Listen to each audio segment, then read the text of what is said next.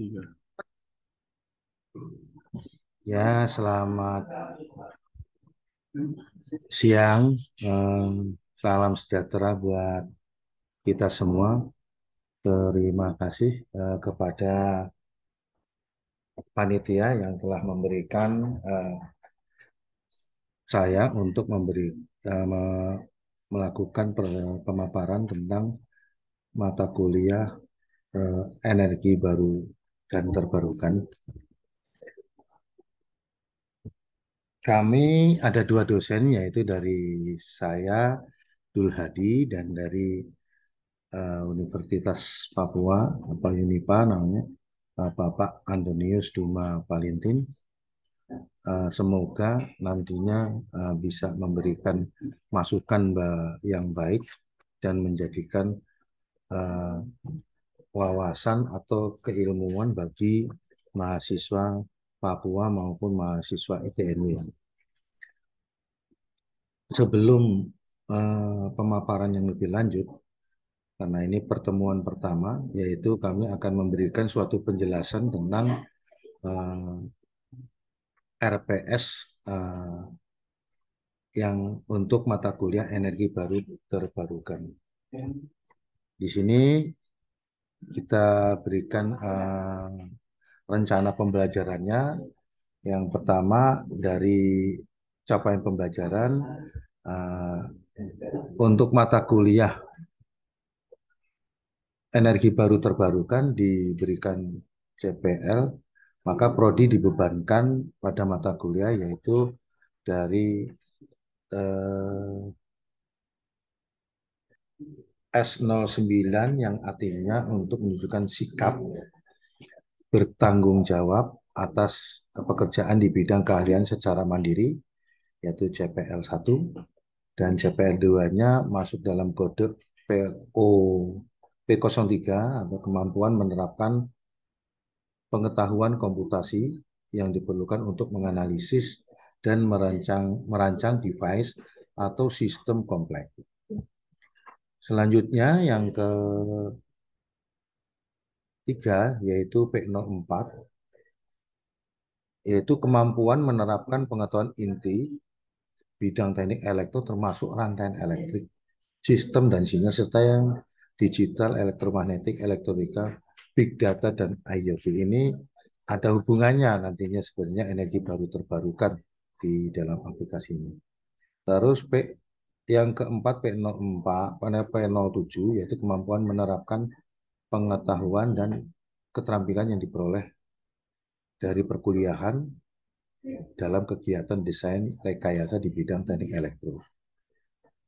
Selanjutnya P08 yaitu kemampuan memahami sistem energi terbarukan yang berkelanjutan. Ini termasuk dalam CPL 5.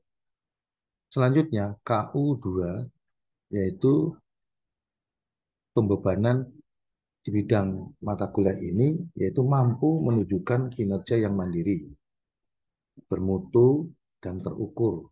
Ini masuk dalam capaian lulusan 6 atau CPL 6. Terus KU4 yaitu mampu mengambil keputusan secara tepat dalam konteks penyelesaian masalah di bidang keahliannya. Ini berdasarkan hasil dari analisis dan informasi data. Ini masuk dalam capaian lulusan ke-7.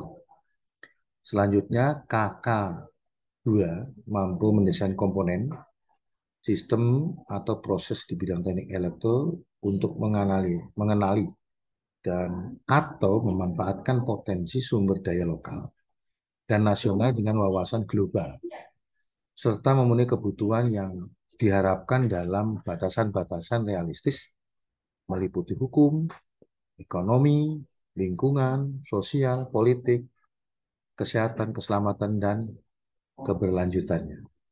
Ini masuk dalam CPL 8. KK3 mampu mendesain dan melaksanakan eksperimen laboratorium dan atau lapangan serta menganalisis dan mengartikan data untuk memperkuat penilaian. Tentunya di bidang teknik elektro. Ini masuk dalam CPL 9. KK4 mampu mengidentifikasi, merumuskan, menganalisis, dan menyelesaikan permasalahan di bidang teknik elektro. Ini masuk di dalam CPL 10.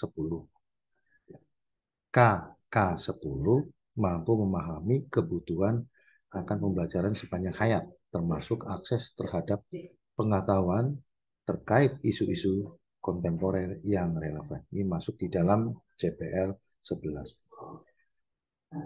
Sedangkan capaian pembelajaran mata kuliah terdiri dari dua, yaitu CMK1, yaitu dan CPMK2.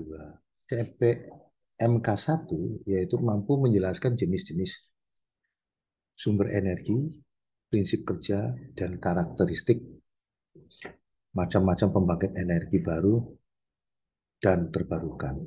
Ini masuk di dalam kategori korelasinya dengan P03, P04, P07, dan P08.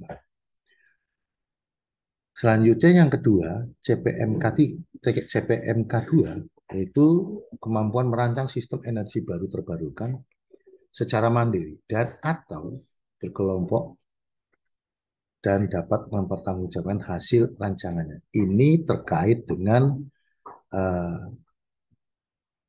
CPL S09, P03, P07, KU2, KU4, KK2, KK3, KK4, dan KK10.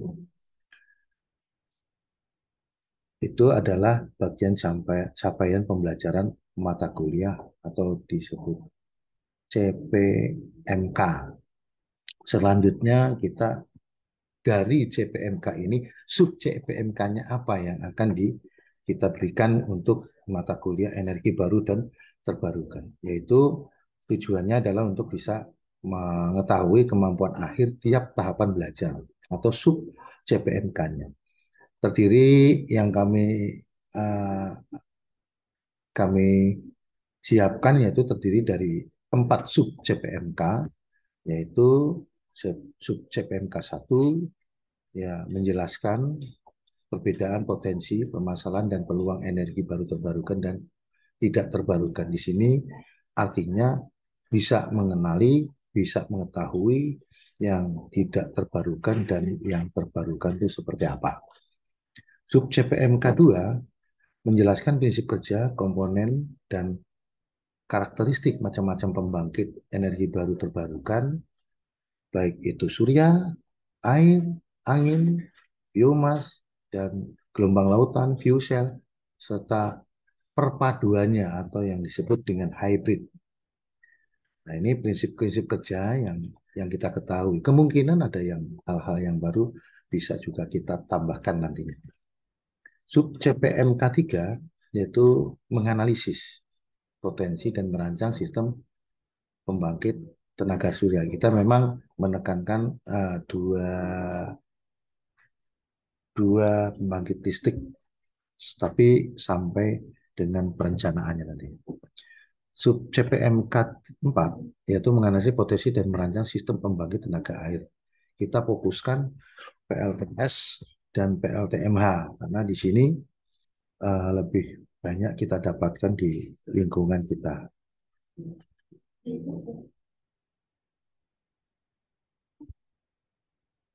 Ini adalah masalah CPMA. Selanjutnya saya akan memberikan penjelasan definisi singkat mata kuliah.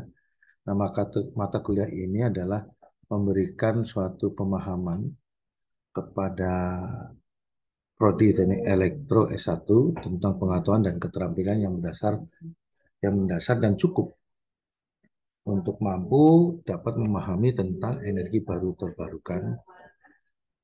Materi yang akan diberikan dengan mulai konsep-konsep dasarnya sampai sehingga eh, mulai keterampilannya, praktiknya, yaitu yang akan kita berikan. Termasuk di sini energi terbarukan dari memberikan penjelasan sumber-sumber energi dan klasifikasi dari angin, air, matahari, sel bahan bakar, hybrid, sumber energi, maupun fuel cell, ya, sel bahan Nah, terus prinsip kerjanya, karakteristik macam-macam pembangkit, energi terbarukan, terus kapasitas pembangkit energi baru terbarukan, kapasitas kebutuhan merancang sistem energi terbarukan, dan selanjutnya metode pembelajaran yang digunakan pada materi ini adalah ekspositori atau diskusi, tugas, kelompok, latihan soal, studi kasus, pembelajaran berbasis masalah. Sedangkan teknik penilaiannya yang digunakan dalam materi ini adalah observasi aktivitas belajar, partisipasi unjuk kerja, tes tertulis, dan tes lisan. Bahan kajian dari pembelajaran itu kita cantumkan ada 7, yaitu yang pertama deskripsi mata kuliah dan kontrak perkuliahan, pengantar energi terbarukan dan tidak terbarukan. Tentunya di dalamnya terdapat berbagai permasalahan, potensi, dan peluang dan perbedaan. Yang ketiga tentang prinsip kerja komponen kasih pembangkit listrik tenaga biomas, gelombang lautan, biosel, angin, surya, dan air. Terus keempat adalah analisis potensi perancangan sistem pembangkit tenaga air. Analisis potensi perancangan sistem listrik tenaga surya. Kita memang menekankan air dan surya. Terus selanjutnya juga kita akan memberikan tugas kelompok serta hasil dari tugas kelompok untuk mahasiswa mempresentasikan hasilnya. Semoga eh, apa yang kita berikan menjadikan masukan bagi mahasiswa dan memberikan peningkatan bagi mahasiswa kita. Adapun pustaka di sini ada 6, yaitu dari Twitter mungkin tentang renewable resources, Zuba, Godot, dan solar energy, Devio University of Technology, dan fuel cell technology. Jadi banyak. Demikian paparan kami tentang RPS, dan di sini dijelaskan juga matriknya dari mulai pertemuan pertama, pertemuan kedua, hingga sampai pertemuan terakhir, yaitu sampai pertemuan ke-14.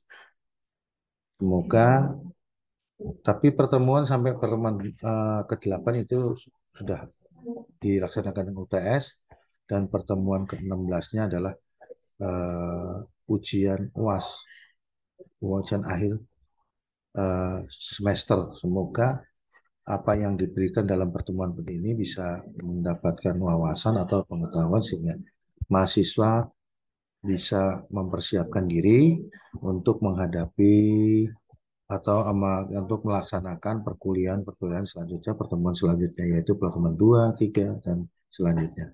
Semoga dari paparan kami memberikan penjelasan, dan saya ucapkan banyak terima kasih atas perhatiannya, dan saya ucapkan selamat sore dan salam sejahtera. Terima kasih. Saya kembalikan ke panitia. Terima kasih. Matur nuwun.